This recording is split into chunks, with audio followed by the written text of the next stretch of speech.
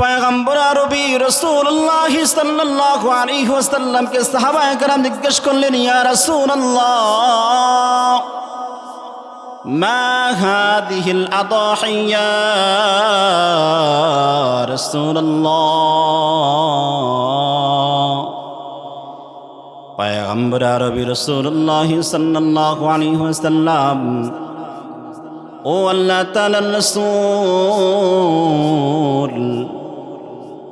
এই কুরবানি আসলে কি? কুরবানি আমরা কেন করব? কুরবানির তাৎপর্য আমাদেরকে বর্ণনা করেন, বলেন কুরবানি আসলে কি? পয়গম্বর আরবি রাসূলুল্লাহ সাল্লাল্লাহু আলাইহি ওয়াসাল্লাম বলেন, সাহাবায়ে কেরাম শোনো রে, কুরবানি হলো সুন্নাত আবিকুম ইব্রাহিম আলাইহিস সালাতু ওয়াসসালাম। এই কুরবানি হলো তোমাদের জাতির পিতা ইব্রাহিম আলাইহিস সালাতু ওয়াসসালামের একটা গুরুত্বপূর্ণ সুন্নাহ। সুবহানাল্লাহ। এই কুরবানি এমনি এমনি আসে নাই। এই কুরবানি হলো আমাদের জাতির পিতা, তোমাদের জাতির পিতা ইব্রাহিম আলাইহিস সালাতু ওয়াসসালামের একটা গুরুত্বপূর্ণ সুন্নাহ। পয়গম্বর আরবি রাসূলুল্লাহ সাল্লাল্লাহু আলাইহি ওয়াসাল্লাম ডাইরেক্ট সরাসরি কিন্তু বলতেই পারতেন কুরবানি হলো আল্লাহ তাআলার হুকুম, কুরবানি আল্লাহ তাআলার কুরবানি করার জন্য আদেশ করেছেন, এই জন্য কুরবানি করতে হবে, কারণ কুরবানি হলো একটা ওয়াজিব।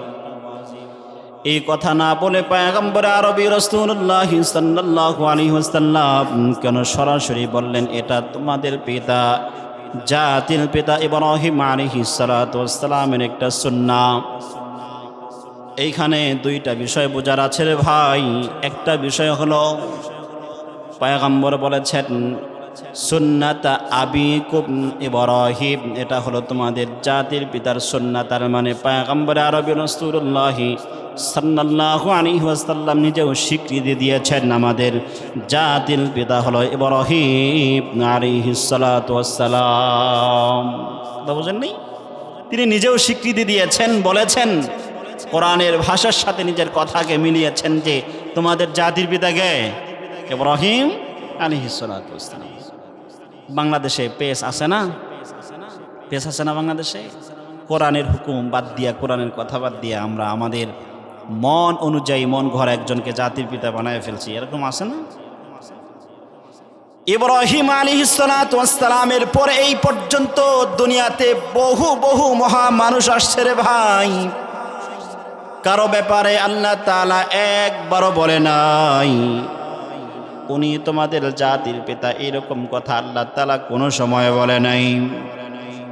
শুধু তাই নয়, আমাদের শ্রেষ্ঠ মহামানব আল্লাহ তাআলার বন্ধু পয়গম্বর আরবি রাসূলুল্লাহ সাল্লাল্লাহু আলাইহি ওয়াসাল্লামকে ইঙ্গিত করে ইশারা করেও আল্লাহ তাআলা কোনোদিন বলে নাই আগে জাতির পিতা ছিল ইব্রাহিম আলাইহিস সালাতু ওয়াসসালাম, আর এখন থেকে জাতির পিতা হলো মুহাম্মদ সাল্লাল্লাহু আলাইহি ওয়াসাল্লাম। এই কথা তো আল্লাহ তাআলা কোনোদিনও বলে নাই, এমনকি কোনো সাহাবায়ে কেরাম বলে নাই। বিশ্বনবী রাসূলুল্লাহ সাল্লাল্লাহু আলাইহি ওয়াসাল্লাম নিজেও কোনোদিন জাতির পিতা হিসাবে নিজেকে দাবি করে নাই। অথচ আজকে আমরা মন গড়া একজনকে জাতির পিতা বানায় ফেলছি। যাই হোক, পয়গম্বর আরবি রাসূলুল্লাহ সাল্লাল্লাহু আলাইহি ওয়াসাল্লাম বলেন এটা হলো তোমাদের জাতির পিতা ইব্রাহিম আলাইহিস সালাতু ওয়াসসালামের একটা উল্লেখযোগ্য সুন্নাহ। এই কথার দ্বারা আরো অনেক কিছু বোঝা যায়। পয়গম্বর আরবি রাসূলুল্লাহ সাল্লাল্লাহু আলাইহি ওয়াসাল্লাম ইব্রাহিম আলাইহিস সালাতু ওয়াসসালাম কষ্ট এবং ত্যাগের কথাও এখানে বলেছেন। কেন তিনি কত কষ্ট এবং ত্যাগের মাধ্যমে এই কোরবানির বিধানটাকে মানার চেষ্টা করেছেন, কতটা খুনুসিয়াতের সাথে, কতটা মুহাব্বতের সাথে আল্লাহ তাআলার হুকুমকে মেনেছেন। 86 বছর বয়সে আল্লাহ তাআলা একটা সন্তান দান করলেন। সন্তান সহ নিজের বউকে মক্কায় পাঠাইয়া দিল বনবাসে। সন্তান বড় হয়, সন্তানের বয়স যখন 13 বছর হয়ে গেল, ওই সময় ইব্রাহিম আলাইহিস সালাতু ওয়াসসালাম নিজের কলিজার টুকরা সন্তানকে দেখার জন্য ঘর থেকে বের হয়ে গেলেন। সন্তানের কাছে যাবেন, হাজরার কাছে যাবে।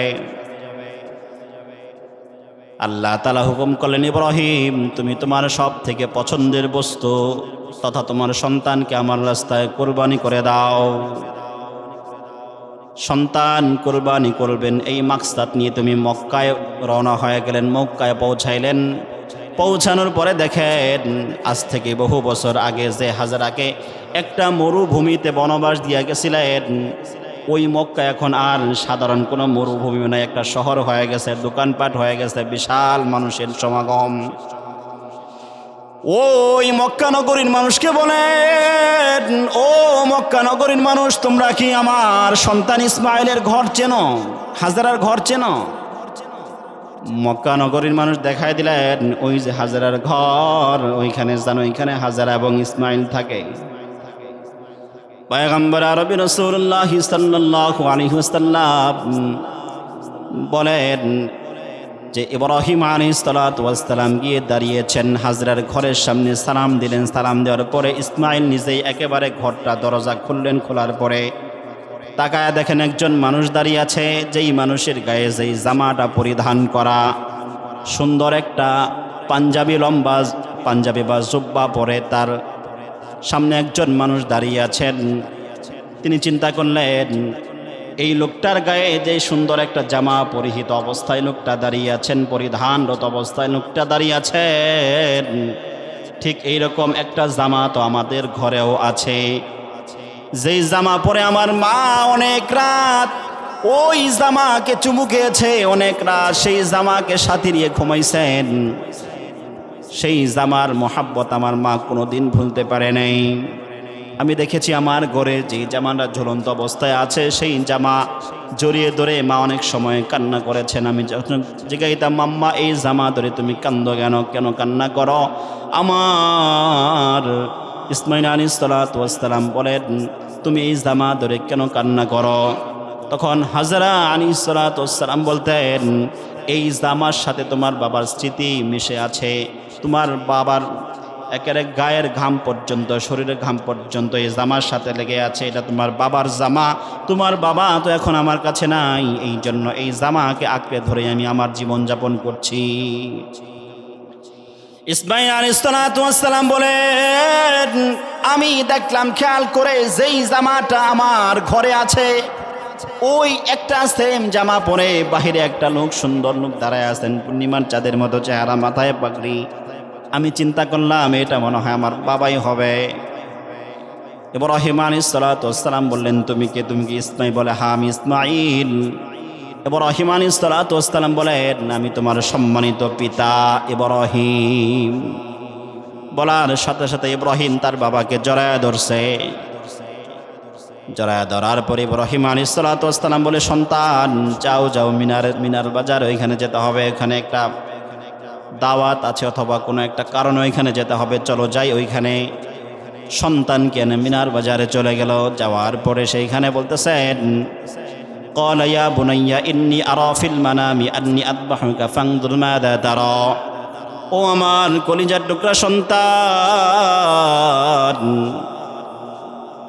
ইয়া বুনাইয়া ইন্নী আরা ফিল মানাম, আমি স্বপ্নে দেখেছি, স্বপ্নের মধ্যে আমি দেখতে পেয়েছি, আন্নী আযবাহুকা ফানজুর মাযা তারা, আমি তোমাকে জবাই করছি, কোরবানি দিচ্ছি, এটা আমি স্বপ্নে দেখেছি, তুমি কি বলো?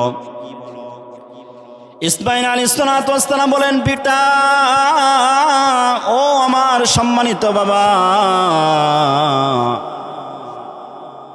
এইটুক তো আমি জানি, নবীদের স্বপ্ন কখনো উল্টাপাল্লা স্বপ্ন হতে পারে না। নবীদের স্বপ্ন একেবারে খাস ওহী।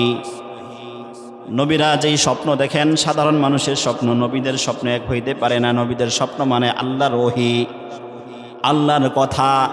আল্লাহ তাআলা যেহেতু আপনাকে স্বপ্নে দেখিয়েছেন, ওহীর মাধ্যমে জানিয়েছেন যে আমাকে জবাই করছেন, আমি না করব না। ইয়া আবাতি ফাআল মা তুমার, ইফআল, আপনি তাই করেন, মা তুমার, যা আপনাকে করতে বলা হয়েছে, সুতরাং আপনি আমাকে জবাই করেন। ও আমার পিতা, জবাই করার আগে আপনার কাছে আমার শর্ত হলো আপনার কাছে আমার কথা হলো, আপনার কাছে আমার আবদার হলো, আপনি আমার চিৎ করে একেবারে শোয়া জবাই করেন না, আমার মাথাটা নিচের দিকে দেওয়া, পিঠ উপর দিকে দেওয়া, উপর করে আমার জবাই করেন, যাতে আমার চেহারা দেখতে আমার মায়া না লাগে। 2 নাম্বার, আমি দেখেছি ছোটবেলায় থেকে আপনার জামা জড়ায় ধরে মা কান্না করেছেন, জামার মধ্যে চুমুকেছে, আপনার জামা ধরে আমার মা তার জীবনের একটা বড় অংশ কাটায় দিছে। আমি চাই না আমার রক্ত মাখা জামা নিয়ে আপনি আমার মায়ের সামনে হাজির হবেন, এটা কিন্তু আমি চাই না। আমার জামাটা পরিষ্কার করে পরিচ্ছন্ন জামাটা নিয়ে আমার মায়ের কাছে রাখবেন, যেইভাবে করে আপনার অনুপস্থিতিতে আমার মা আপনার জামা ধরে জীবনের একটা অংশ কাটায় দিছেন। আমি চাই আমার মা আমার জামাটা আঁকড়ায় দেয়, তার জীবনটা কাটায় দেয়। আমার এই স্মৃতি, আমার জামা নিয়ে আমার মা বেঁচে থাকেন। আমার মাকে সান্ত্বনা দিন, আমাকে সুন্দর করে বেঁধে তারপরে জবাই কইরেন, কারণ না বাদলে আমার হাত পা ছিঁড়াফাটা করতে পারে, হাতের একটা আঘাত আপনার গায়ে লাগতে পারে, পায়ের আঘাত লাগতে পারে, আমি আপনার সাথে বেয়াদবি করতে পারবো না। এইভাবে করে আপনি আমার জবাই করেন। অনেকগুলো শর্ত দেওয়ার পরে পয়গম্বর ইব্রাহিম আলাইহিস সালাতু ওয়াস সালাম নিজের সন্তানকে জবাই করার জন্য ছুরি গলার মধ্যে লাগাইছে। লম্বা ইতিহাস সংক্ষিপ্ত করলাম। গলার মধ্যে ছুরি লাগাই দিছেন। ছুরি লাগানোর পরে আসমান কাঁপে, জমিন কাঁপতেছে। আসমান জমিনের ফেরেশতারা হাউমাউ করে চিৎকার করা শুরু করে দিয়েছেন। আল্লাহ তাআলা ডাকে বলে, ও ছুরি সাবধান, আমার ইব্রাহিমের একটা পশম যেতে না কাটে, ভালো করে খেয়াল করো। যেইভাবে ইব্রাহিম আলাইহিস সালামের বেলায় আল্লাহ তাআলা বলেন, হে আগুন, কোনোভাবেই যেন আমার ইব্রাহিমের একটা পশম না পড়ে, ওইভাবে করে আল্লাহ তাআলা হুকুম করলেন, ও ছুরি আমার ইসমাইলের একটা পশম যাতে না কাটে, ভালো করে শুনো, খেয়াল করো। ছুরি তো কাটে না, এইদিকে আসমান জমিনে ফেরেশতারা কান্দে। আল্লাহ তাআলা বলেন, ও আমার ফেরেশতারা, তাড়াতাড়ি জান্নাত থেকে, জিবরাইলকে বললেন, তাড়াতাড়ি জান্নাত থেকে একটা জান্নাতি পশু নিয়ে ছুরির নিচে ধরো। ধরার পরে সেইখানে যাতে কি করে জান্নাতি পশুরা জবাই হয়, কোরবানি হয়, আমার ইসমাইল যাতে কোরবানি না হয়। এই যে ত্যাগ, একটু আপনি চিন্তা করেন, ওই জায়গায় আপনি হইলে কি করতেন? এই ত্যাগের কথাই তো বলা হয়েছে। এই জন্যই পয়গম্বরে আরবি রাসূলুল্লাহ সাল্লাল্লাহু আলাইহি ওয়াসাল্লাম বললেন যে এটা হলো তোমাদের জাতির পিতা ইব্রাহিম আলাইহিস সালাতু ওয়াস সালামের একটা সুন্নাহ। ত্যাগের কথাই বলা হয়েছে। আপনি যখন আপনার সন্তানকে নিজ হাতে জবাই করার জন্য নিয়ে যাবেন, সহজেই কিন্তু সন্তানের গায়ে আপনি ছুরি চালাইতে পারবেন না। আপনি ব্যথিত হবেন, কষ্ট পাবেন। কতটুকু কষ্ট নিয়া, কতটুকু আফসোস কষ্ট নিয়া রব্বে কারিমের হুকুমকে বাস্তবায়ন করার জন্য, রব্বে কারিমকে খুশি করার জন্য সন্তানের গায়ে ছুরি লাগায় দিয়েছেন। ওই সময় ইব্রাহিম আলাইহিস সালাতু ওয়াস সালামের খুলুসিয়াতটা কেমন ছিল, তার মনের নেক তামান্নাটা কেমন ছিল, তার মনের অবস্থা কেমন ছিল, যিনি জবাই করছেন তার মনের অবস্থা কেমন ছিল, এবং যিনি জবাই হচ্ছেন তার মনের অবস্থা কেমন ছিল। এটাই হলো আসল কুরবানি, এইটাই তো আসল কুরবানি। খুলুসিয়াতটা হলো আসল বিষয়। আরে ভাই, 1 লক্ষ, 2 লক্ষ, 12, 13 লক্ষ, 20 লক্ষ টাকা দিয়ে একটা গরু যদি আপনি কোরবানি দেন, ওই কোরবানি রক্ত গোশত কিন্তু আল্লাহর কাছে পৌঁছাবে না। আল্লাহ তাআলা সুন্দর করে বলেন, লা ইয়ানাল্লাহু লুহুমুহা ওয়ালা দিমাউহা ওয়ালাকিন ইয়ানালুহুত তাকওয়া মিনকুম। তুমি যখন কুরবানি করবা, কুরবানির পশুর রক্ত গোশত কিন্তু আল্লাহর কাছে পৌঁছাবে না। আল্লাহর কাছে পৌঁছাবে হচ্ছে তোমার তামান্না, তোমার ইখলাস, তোমার খুলুসিয়াত, তোমার মনের নেক তামান্না, নেক আশা আমল করার জন্য, রব্বে কারিমকে খুশি করার জন্য তুমি কতটুকুন রব্বে কারিমকে খুশি করতে পারো, কতটুকুন খুলুসিয়াতের সাথে কুরবানি করতে পারো, এইটাই আল্লাহর কাছে পৌঁছাবে। এছাড়া আর কিছুই কিন্তু আল্লাহর কাছে পৌঁছাবে না। গোশত আল্লাহর কাছে পৌঁছাবে না, রক্ত আল্লাহর কাছে পৌঁছাবে না। পৌঁছাবে হলো আপনার খুলুসিয়াত, আপনার ইখলাস আল্লাহর কাছে পৌঁছাবে। এইটাই তিনি বুঝাইলেন। যতটুকুন খুলুসিয়াতের সাথে একজন পিতা সন্তানের গলায় ছুরি লাগাইতে পারে রে ভাই, একেবারে অতটুকুন খুলুসিয়াতের সাথে আপনাকে কুরবানি করতে হবে। যতটুকুন খুলুসিয়াতের সাথে রব্বে কারিমকে খুশি করার জন্য একজন সন্তান, একজন মানুষ তার বাবাকে বলে আপনাকে আল্লাহ হুকুম করেছেন জবাই করার জন্য, আপনি ওইটাই করেন। ইফআল মা তুমার, আপনাকে যেই কাজ করার জন্য বলা হয়েছে ওই কাজ আপনি করেন। যতটুকুন খুলুসিয়াতের সাথে, যতটুকুন আল্লাহকে রাজি খুশি করার জন্য একজন মানুষ নিজে জবে হওয়ার জন্য শরীর নিজে শুয়ে যায়, অতটুকুন খুলুসিয়াতের সাথে আপনাকে কোরবানি করতে হবে। এই দিকে এইটা ইঙ্গিত করা হয়েছে। পয়গম্বর আরবি সাল্লাল্লাহু আলাইহি ওয়াসাল্লাম বলেন, সুন্নাত আবিকুম ইব্রাহিম আলাইহিস সালাতু ওয়াস সালাম, এটা হলো তোমাদের পিতা, জাতির পিতা ইব্রাহিম আলাইহিস সালাতু ওয়াস সালামের একটা সুন্নাত। এরপর সাহাবায়ে কেরাম বলেন, ক্বালু মা লানা ফিহা ইয়া রাসূলুল্লাহ, এই কুরবানি করলে আমার ফায়দাটা কি? এটা ইব্রাহিম আলাইহিস সালাতু ওয়াস সালামের একটা সুন্নাহ, মানলাম, বিশ্বাস করলাম, কিন্তু আমার ফায়দা কি? পয়গম্বর আরবি রাসূলুল্লাহ সাল্লাল্লাহু আলাইহি ওয়াসাল্লাম বলেন, তুমি যদি নেক আশানিয়াত খুলুসিয়াতের সাথে রব্বে কারিমকে খুশি করার জন্য কুরবানি দিতে পারো, শুনে রাখো, প্রত্যেকটা পশু, যে পশু তুমি জবাই করবা ওই পশুর প্রত্যেকটা লুম পরিমাণ সওয়াব আল্লাহ তাআলা তোমার আমলনামায় লিখে দেবেন। যদি খুলুসিয়াতের সাথে রব্বে কারিমকে খুশি করার জন্য তুমি কুরবানি করতে পারো, যদি আল্লাহ তাআলাকে রাজি এবং খুশি করা তোমার মনের নেক মাকসাদ হয়ে থাকে, তামান্না হয়ে থাকে, আপনি কোন নিয়তে কুরবানি দিচ্ছেন দুনিয়ার কেউ জানে না, একজন জানে, তিনি কে? তিনি কে? আল্লাহ। দুনিয়ার কেউ কিন্তু জানে না আপনি কোন মাকসাদ নিয়ে কুরবানি দিচ্ছেন, আল্লাহ তাআলাই তো জানে তুমি কোন মাকসাদ নিয়ে কুরবানি দিচ্ছ। এই জন্যে মনের মধ্যে নেক তামান্নাকে লালন করা, মনের মধ্যে খুলুসিয়াতকে লালন করা, আমি কোন মাকসাদ নিয়ে কুরবানি দিচ্ছি আল্লাহ কিন্তু ভালো জানে। এই জন্য উল্টা পাল্টা কোনো নিয়ত করতে নাই। কুরবানি দিলে গোশত আপনি খাবেন, এটা কিন্তু আপনিও জানেন, আমরাও জানি, সবাই জানে, গোশত কিন্তু ফেলে দিতে হয় না, কিন্তু নিয়তটা যেন অবশ্যই রব্বে কারিমকে রাজি খুশি করার জন্য হয়। কথা বুঝতে পেরেছেন?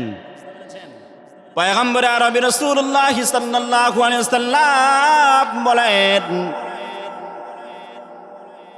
সাহাবায়ে কেরাম জিজ্ঞাসা করলেন, ইয়া রাসূলুল্লাহ বুঝলাম, কিন্তু ছোট একটা পশু, বকরি, দুম্বা অথবা ভেড়া, ছোট জাতীয় একটা পশু যদি কুরবানি দেই, এই পশুর ছোট হইলেও লোম তো অনেক বেশি, কিন্তু পশু তো ছোট, দামে কম, যদি এইটা কুরবানি দেয় কি হবে? পয়গম্বর আরবি রাসূলুল্লাহ সাল্লাল্লাহু আলাইহি ওয়াসাল্লাম বলেন, পশু যেইটাই হোক না কেন, তার গায়ে যতগুলো পশম আছে প্রত্যেকটা পশমের বদলতে আল্লাহ পাক তোমার আমলনামে একটা করে সওয়াব লিখে দেবেন। সুবহানাল্লাহ। যত ছোট অথবা বড় পশু হোক না কেন, পশুর প্রতি লুমে লুমে একটা করে সওয়াব তোমার আমলনামে কে লিখে দেবেন? আল্লাহ লিখে দেবেন। এই জন্য আল্লাহ তাআলাকে রাজি খুশি করার জন্য কুরবানি দেওয়ার নিয়ত করে ফেলেন, রাজি খুশি করার জন্য কুরবানি দিতে হবে। হযরতে আব্দুল্লাহ ইবনে ওমর রাদিয়াল্লাহু তাআলা আনহু বলেন, আমি দেখেছি পয়গম্বর আরবি রাসূলুল্লাহ সাল্লাল্লাহু আলাইহি ওয়াসাল্লাম মক্কা থেকে মদিনাতে হিজরত করার পরে অবস্থানরত ছিল 10 বছর। আপনারা জানেন রাসূলের মাদানী জীবন কয় বছর ছিল? 10 বছর। কয় বছর? মক্কা থেকে মদিনায় হিজরত করার পরে মদিনায় অবস্থানরত ছিল কত বছর? 10 বছর। আমি দেখেছি পয়গম্বর আরবি সাল্লাল্লাহু আলাইহি ওয়াসাল্লাম প্রত্যেক বছর 10টা বছর আমি দেখেছি প্রত্যেক বছর তিনি কুরবানি করতেন, কুরবানি দিতেন, কোনো বছর কুরবানি মিস হতো না। কিন্তু আরেকটা আমল আমরা দেখেছি পয়গম্বর আরবি সাল্লাল্লাহু আলাইহি ওয়াসাল্লাম যে আমলটা করতেন, জিলহজ মাসের চাঁদ ওঠার সাথে সাথেই তিনি কুরবানির জন্য নিয়ত করতেন এবং ওই মাসগুলোতে তিনি ওই 10 দিন তিনি রোজা রাখতেন। ওই 10 দিন কি রাখতেন?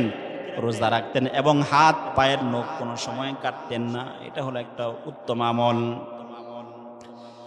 এমনকি পয়গম্বর আরবি রাসূলুল্লাহ সাল্লাল্লাহু আলাইহি ওয়াসাল্লাম বলেন, কুরবানির ঈদ আসার আগে জিলহজ মাসের চাঁদ ওঠার পরে তোমরা চাঁদ উঠে গেছে, কুরবানি নিয়ত করে ফেলো। চাঁদ ওঠার পরে কোনোদিন তোমরা মুছ, হাতের নখ, নাভির নিচের পশম কাটবা না। এইটা কাটবা কবে? ঈদের দিন, কুরবানির ঈদের দিন, ঈদের নামাজের আগে ফজরের পরে কেটে ফেলবা। যদি কাটতে পারো তাহলে কুরবানি করার মতো সওয়াব আল্লাহ তাআলা তোমার আমলনামায় লিখে দেবেন। এক সাহাবী বললেন, ইয়া রাসূলুল্লাহ, আমি তো গরিব মানুষ, কুরবানি দেওয়ার সামর্থ্য নেই, তাহলে আমি কি আমল করব? পয়গম্বর আরবি রাসূলুল্লাহ সাল্লাল্লাহু আলাইহি ওয়াসাল্লাম বলেন, তুমিও সেম আমল করবা। কুরবানি না দিতে পারো, সামর্থ্য নাই, কোনো সমস্যা নেই, কিন্তু এই আমলটা যদি করতে পারো তাহলে হতে পারে এই আমলের উসিলায় আল্লাহ পাক তোমার আমলনামায় একটা আস্ত পশু কুরবানি দেওয়ার সওয়াব তোমার আমলনামায় লিখে দেবেন। তুমি কুরবানি দিতে পারছো না, ভালো কথা, সামর্থ্য নেই, তুমি আমলটা করার চেষ্টা করো। যদি করতে পারো হতে পারে এই আমলের উসিলায় আল্লাহ সুবহানাহু ওয়া তাআলা তোমাকে কুরবানি দেওয়ার সওয়াব লিখে দেবেন। তাহলে আমরা কি করব? চাঁদ উঠে গিয়েছে, চেষ্টা করব একেবারে ঈদের দিন পর্যন্ত কি করা? প্রতিদিন রোজা রাখা। আয়েশা সিদ্দিকা রাদিয়াল্লাহু তাআলা আনহু বলেন, পয়গম্বর আরবি রাসূলুল্লাহ সাল্লাল্লাহু আলাইহি ওয়াসাল্লাম বলেছেন, জিলহজ মাসের চাঁদ ওঠার পর থেকে জিলহজ মাসের 10 তারিখ পর্যন্ত, এই 10 দিন ঈদের নামাজ পড়ে কুরবানি দেওয়ার আগ পর্যন্ত এই সময়টা যদি কেউ রোজা রাখতে পারেন, প্রতিদিনের রোজা, এক একটা রোজার কারণে আল্লাহ পাক তার আমলনামায় 1 বছর রোজার সওয়াব দান করে দেবেন। এক রোজায় কত বছর রোজা রাখার সওয়াব দিবেন? 1 বছর, একটা রোজা রাখতে পারলে। কিন্তু ঈদের দিন সারা দিন রোজা রাখা কিন্তু জায়েজ নাই, হারাম। কোন পর্যন্ত রোজা রাখবেন? ঈদের দিন ফজরের নামাজের পরে কোনো নাস্তা করা যাবে না, রোজা রাখতে হবে। একেবারে ফজরের নামাজের পরে নখ কাটলেন, চুল কাটলেন, মুছ কাটলেন, যা কাটার সব কিছু কাইটা একেবারে সাফ হয়ে পবিত্র হয়ে ঈদগাহে চলে গেলেন। ঈদগাহ থেকে এসে পশু কোরবানি দিয়া, ওই পশুর গোশত দিয়া আপনি কি করবেন? সকালবেলা নাস্তা করবেন। ওই পর্যন্ত হলো আপনার রোজা। এই পর্যন্ত যদি এই নিয়ম মেনে রোজা রাখতে পারেন তাহলেও 1 বছর নফল রোজা রাখার সওয়াব আল্লাহ পাক আপনার আমলনামায় লিখে দেবেন। ঈদের দিনের আমল, কথা বুঝতে পেরেছেন? তাহলে চাঁদ উঠে পড়েছে কোরবানির, জিলহজে চাঁদ উঠে পড়েছে, তাহলে আমার কি করতে হবে? নখ চুল এগুলো কাটা যাবে না, মোচ কাটা যাবে না, ওই দিন কাটবেন, সওয়াব হবে। বিশেষ করে আরাফার দিনের রোজা। আরাফার কয় তারিখ হয়? আরাফার দিন আপনারা জানেন, আরবি মাসের কয় তারিখ হয়? 9 তারিখ। কয় তারিখ? 9 তারিখ। ঈদের আগের দিন কয় তারিখ? 9 তারিখ। বিশেষ করে ওই রোজাটা রাখবেন, সবাই চেষ্টা করবেন ওই রোজা রাখার জন্য। অনেক ফায়দা আছে এই রোজার মধ্যে। পারবো না ইনশাআল্লাহ? তারপরে আম্মা জান আয়েশা সিদ্দিকা রাদিয়াল্লাহু তাআলা আনহু বলেন, তিনার মুখের কথা, আম্মা জান আয়েশা সিদ্দিকা রাদিয়াল্লাহু তাআলা আনহু বলেন, রাসূল আরবি সাল্লাল্লাহু আলাইহি ওয়াসাল্লাম স্পষ্ট ভাষায় বলেছেন, কুরবানির ঈদের দিন রক্ত প্রবাহিত করা তথা কুরবানি দেওয়ার থেকে আর কোনো উত্তম আমল হতে পারে না। কুরবানির ঈদের দিন রক্ত প্রবাহিত করা তথা কুরবানি দেওয়ার থেকে ঈদের দিন আর কোনো উত্তম আমল হতে পারে না। এই জন্য চেষ্টা করব আমরা কুরবানির ঈদের দিন সকাল সকাল ঈদগাহে নামাজটা পড়ার জন্য।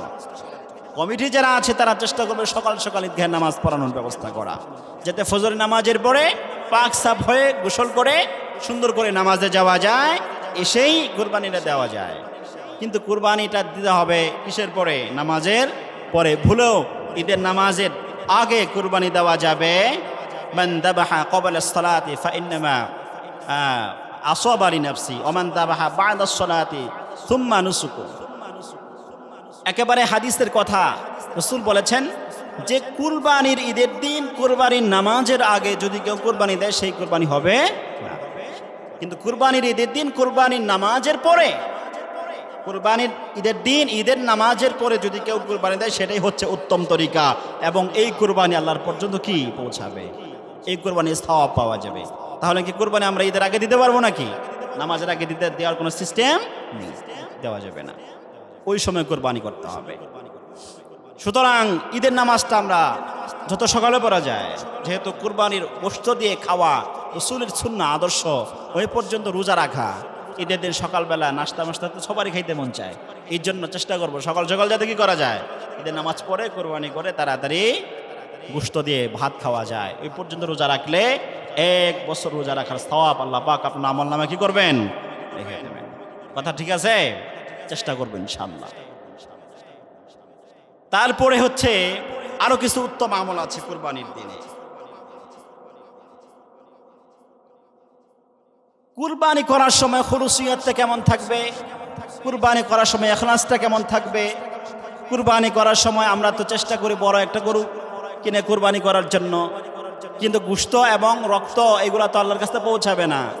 কিন্তু আয়েশা সিদ্দিকা রাদিয়াল্লাহু তাআলা আনহা বলেছেন এবং রাসূল আরবি সাল্লাল্লাহু আলাইহি ওয়াসাল্লাম উভয় বলেছেন, ওয়া ইন্নাহু লা ইয়াতি ইয়াওমাল কিয়ামাতি বিকুরুরিহা ওয়া আশআরিহা ওয়া আদলাফিহা। রাসূল আরবি সাল্লাল্লাহু আলাইহি ওয়াসাল্লাম বলেছেন, কিয়ামতের ময়দানে যেই ব্যক্তি খুলুসিয়াতের সাথে কুরবানি করবে, যতগুলো কুরবানি তার জীবনে তিনি করেছেন জীবদ্দশায়, কিয়ামতের ময়দানে প্রত্যেকটা গরুর কুরবানি অথবা যে কোনো পশুর কুরবানি করার ওই পশুর লুম, তারপরে শিং, এগুলা হচ্ছে কিয়ামতের ময়দানে মিজানের পাল্লায় ওজন করা হবে। সুবহানাল্লাহ। শিং, লুম এগুলা মিজানের পাল্লা কি করা হবে, ওজন করা হবে। তাহলে মিজানের পাল্লা ওই ব্যক্তির জন্য ভারী হবে। এই জন্য খুলুসিয়াতের সাথে কি করা, কুরবানি করা, খুলুসিয়াতের সাথে করব।